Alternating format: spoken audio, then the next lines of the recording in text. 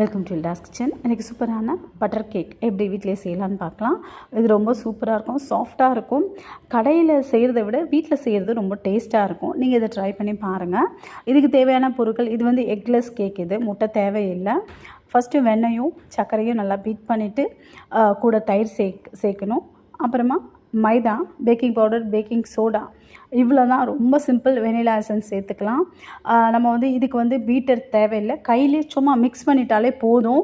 சர்க்கரையை பவுடர் பண்ணணும்னு அவசியமே கிடையாது. சாதாரணமாக பிள்ளைங்க கேட்டால் நம்ம கடையில் தான் வாங்கி கொடுப்போம்.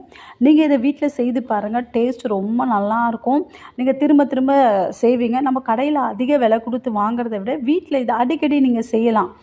வீட்டில் இருக்க பொருள் தான் வச்சு நம்ம செய்யலாம். பட்டர் தான் நம்ம வாங்கணும், மற்றபடி வேறு ஒன்றும் இல்லை. பாருங்கள், கட் பண்ணும் போது எவ்வளோ சாஃப்டாக இருக்குது பாருங்கள். உங்களுக்கு இந்த வீடியோ பிடிச்சிருந்தால் லைக் பண்ணுங்கள், ஷேர் பண்ணுங்கள், சப்ஸ்கிரைப் பண்ணுங்கள். மறுபடியும் சொல்கிறேன், இப்போ நான் வந்து